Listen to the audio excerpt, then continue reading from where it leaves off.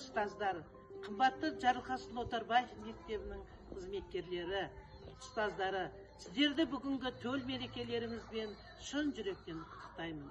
Біздің Жарылқасын Отарбаев орта мектебі ауданымыздағы мақтанышпен айтатын табыс көздері мол, шағын жинақталған мектептер қатарында. Бұл әрине мектебімізде білім атқарып атқан ұстаздарымыздың арқасы.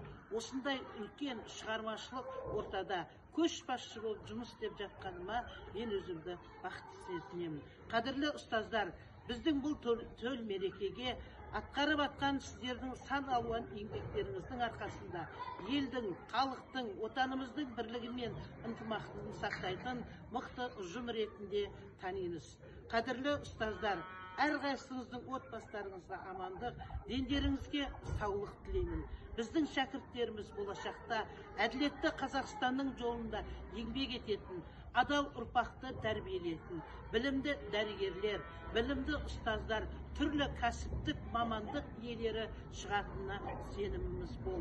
Сондықтан да біздің ұжым ынтымағымен, бірлігімен жарасып жүрген тамаша ұжым ретінде жақсы көреміз. Мерекелеріңіз құтты болсын. Кәсіби мерекемізде біздерді құттықтап жатқан, сыртта оқып атқан біз шәкірттерімізге, және де осы мектебімізде кешелі бері түрлі тәрбие бағытында атқарылып атқан оқушыларымыздың тың идеялары мен құттықтауларына үлкен қуаныш сезімімізбен алғысымызды айтқымыз келеді. Қадірлі шәкірттер, сіздердің бүгінгі төл мерекеге қосып атқан үлкен үлестеріңіз үшін сіздерге айтар алғысымыз шексіз. Біздің балаларымыз болашақта әділетті Қазақстанды құратын білімді ұрпақ, тамаша отбасы, тәрбиелі болатынына сеніміміз мол. Қадірлі ұстаздар, тағы да төл мерекелеріңізбен шын жүректен құттықтаймыз.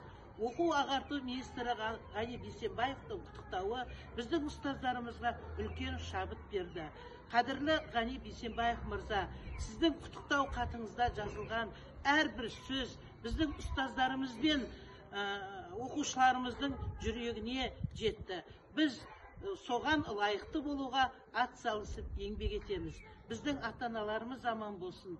Барлық жақсылықты тілеймін.